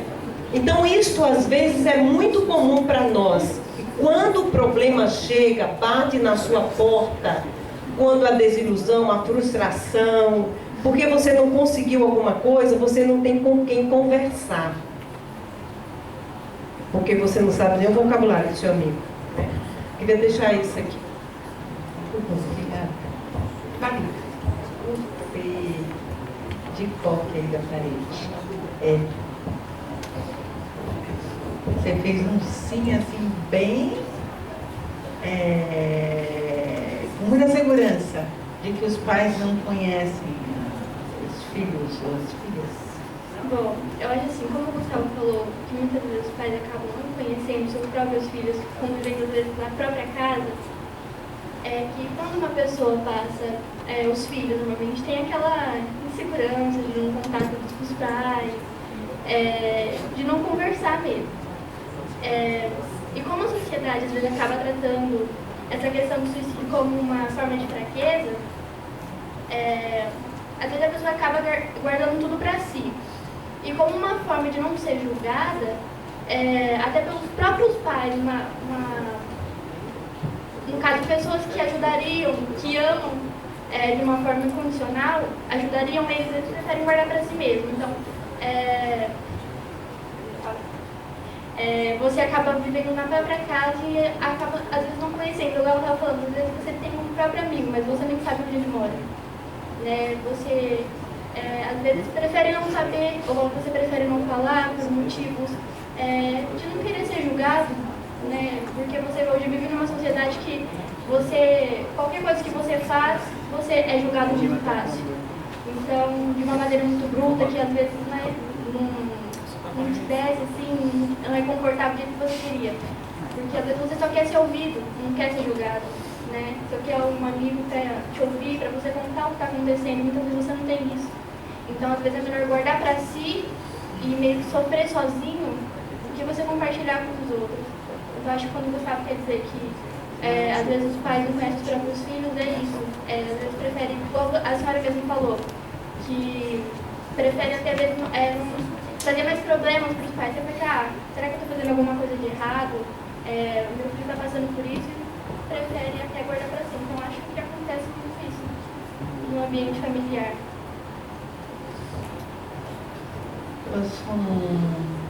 Vou pedir para você falar.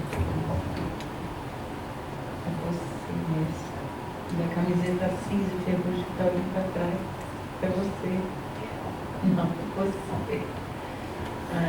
Tem mais. Você que foi ali para trás, é você.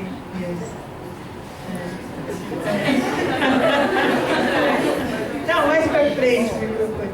Você falou. Não, aqui ó, terceiro trocar. 1, 2, 3, professor. Sabe por quê? Como você se chama? Diogo. Como? Diogo. Diogo.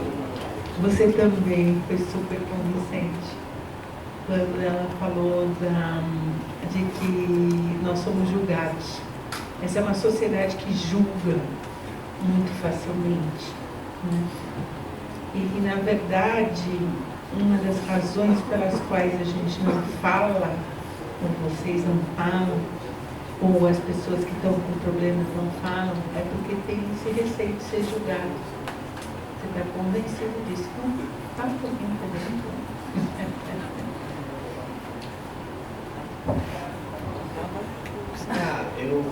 Tipo assim, eu não sei falar, tio.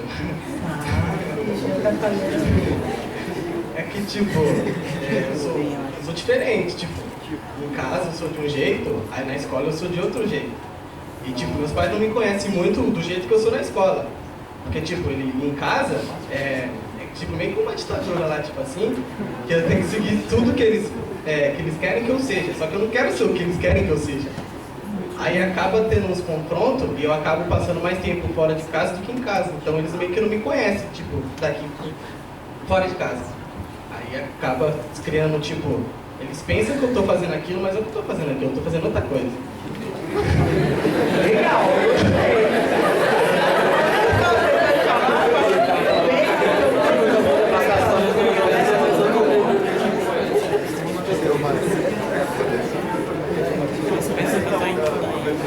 Muito bom, você fez o maior sucesso. Hã? Poxa, chama. Aí depois consegui fazer administração. Fiquei 3 anos fazendo administração. Olha, eu falei, não quero mais isso, farei arquitetura. Foi libertador. Olha, que bacana. Quem mais, vai? Quem mais se identifica com a fala do Diogo? Olha lá, garota. Então, ausência de liberdade leva ao sofrimento, não é? Eu sou da geração que lutou pela liberdade. Muito bom. Fala mais alto, não dá para ouvir. Pode levantar. Não quer levantar? Aproxima o microfone. Eu acho que a gente chegou num ponto importante, e começou com a Gel, falar que o amigo não sabe o que o outro gosta. E depois os pais não sabem o que o outro gosta. Mas eu acho que a gente, pelo menos, a minha percepção, eu, meus amigos, algumas pessoas que conheço, os adolescentes em geral, que eu tenho convívio, eles não se conhecem. Eles não sabem o que eles gostam. Porque eles não têm um espectro para explorar. Então, por exemplo, você pode ter um amigo e querer saber o que ele gosta, mas esse próprio amigo não sabe o que ele gosta, porque ele vem para a escola, ele tem certas matérias, ele pode até se identificar mais com algumas, e até pode acabar gostando, ou realmente ser uma paixão dele alguma matéria, mas ele só tem as matérias da escola, ele não tem mais que isso. Ele pode ter até um videogame, ou alguma outra atividade extracurricular, mas ele não tem a capacidade de explorar essas coisas, muitas vezes por influência dos pais. os adolescentes não exploram a arte, por exemplo. Exploram na escola só, mas fica nisso. Porque os pais, eles não querem ter um filho artista, eles querem ter um filho doutor, um médico. Isso já é uma pressão. Só que o adolescente, ele olha e não se identifica com a maioria das atividades que ele faz no dia a dia. E ele sente a necessidade de se conhecer, mas ele não conhece, ele não consegue se conhecer e ele não sabe o que importa e o que não importa para ele. O que passa a importar para ele é a percepção dos outros e não as atividades que ele gostaria de fazer. E aí acaba importando mais o que o pai, o que o amigo vai falar, o que a sociedade vai pensar dele, do que o que ele está fazendo para a sociedade, ou na sociedade.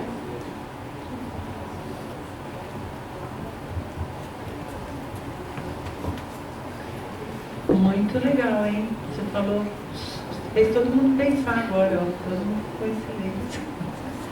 Porque, veja, é o outro lado do que o Diogo falou, né, na verdade. Então, é assim. Bom, o pessoal lá achando que eu estou fazendo umas coisas, eu estou fazendo outras. Ou, você está dizendo, bom, a saída é fazer o que estão mandando fazer. Mas, de qualquer jeito, vocês estão falando de uma ausência de liberdade para ser, né? Uma falta de espaço para ser. Pode falar. Você levantou a mão? Você levantou a mão? Você levantou. Você quer me fazer passar por doida, não foi, não? O rapaz de óculos aí, ó.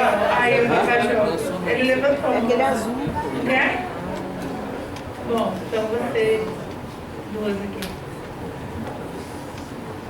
Sim.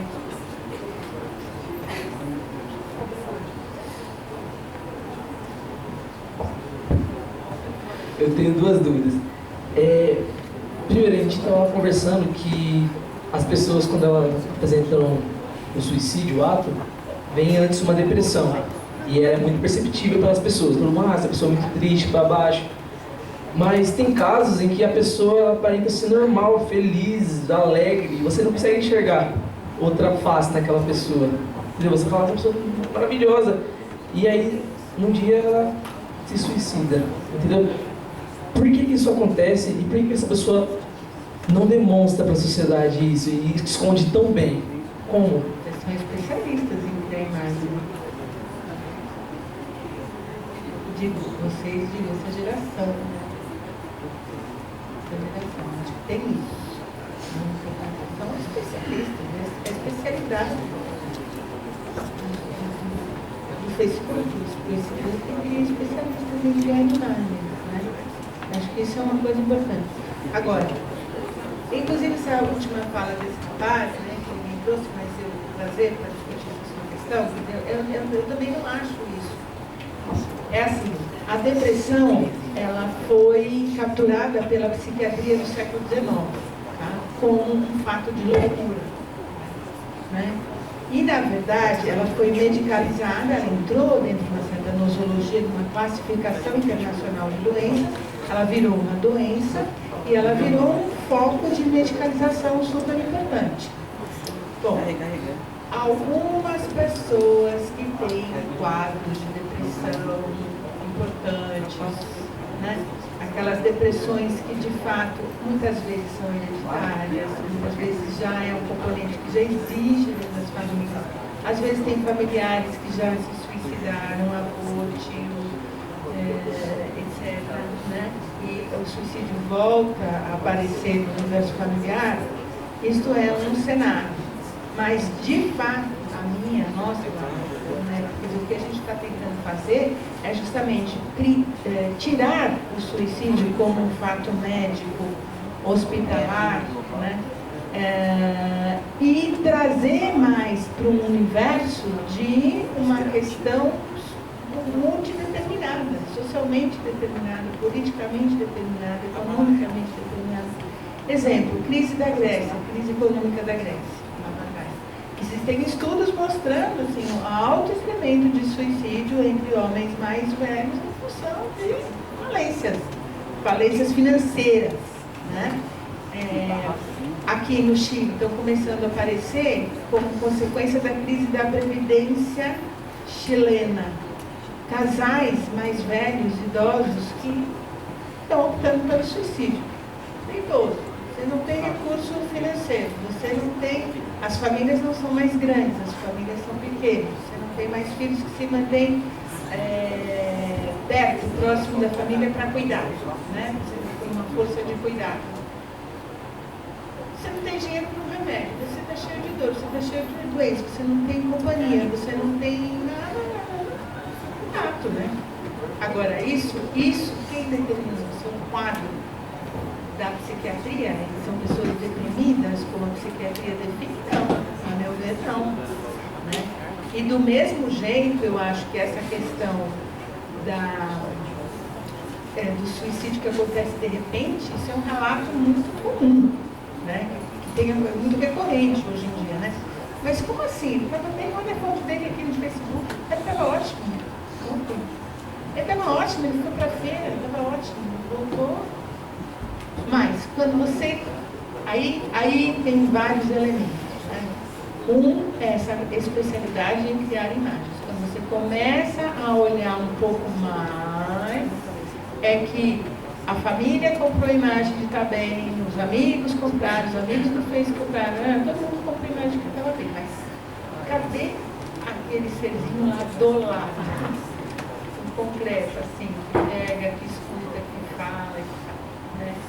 É que todos nós somos vítimas, né, de uma situação incontrolável, que é essa coisa da criação da imagem, né? Os pais dele não estão aí, achando que ele está beleza, né? Que ele está super feliz, então, ele está mantendo uma imagem. Não é nem pelo Facebook, se os pais conseguirem acessar, né? Se os pais conseguirem acessar, podem pensar algo dele que não é real, né? Uma vez eu discuti com o meu filho, ele cria animais, gosta de cavalos e tal. Por que você não posta essas coisas no Facebook? Só posta de festa. Mano, ninguém se interessa por esse assunto. Eu não vou postar isso, que é a coisa que ele realmente gosta.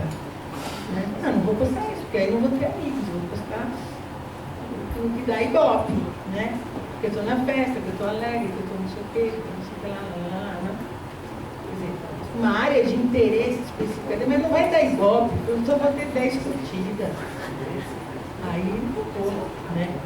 Então, e aí? Então, que jeito de formar a identidade, né, o uso da tecnologia, ou a civilização contemporânea, que é genial em outras coisas. É genial em outras coisas. Só que do ponto de vista da construção do filho, essa questão do filho. Outro dia, num debate, uma psicóloga dizendo, a paciente, o que aconteceu? Uma jovem, 16 anos. Ela foi para uma festa. Levaram de volta ela para casa. Só que o celular ficou no carro. Esqueceu no carro. Né? E aí, quando ela viu, a pessoa tinha deixado ela no lugar errado. Assim, chegamos, desce. Quando ela desceu,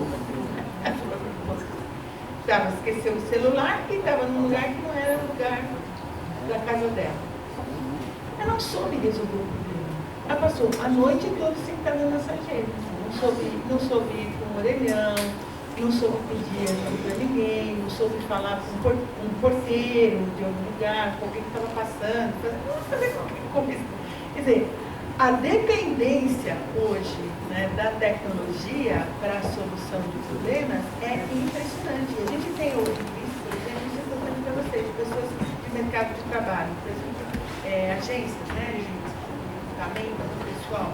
As pessoas não são, podia me disseram, fulano de tal veio de trabalho na minha empresa, 20, 22 anos. Eles não sabem, não sabia, o que eu tenho que fazer para arrumar meu currículo, não sabe.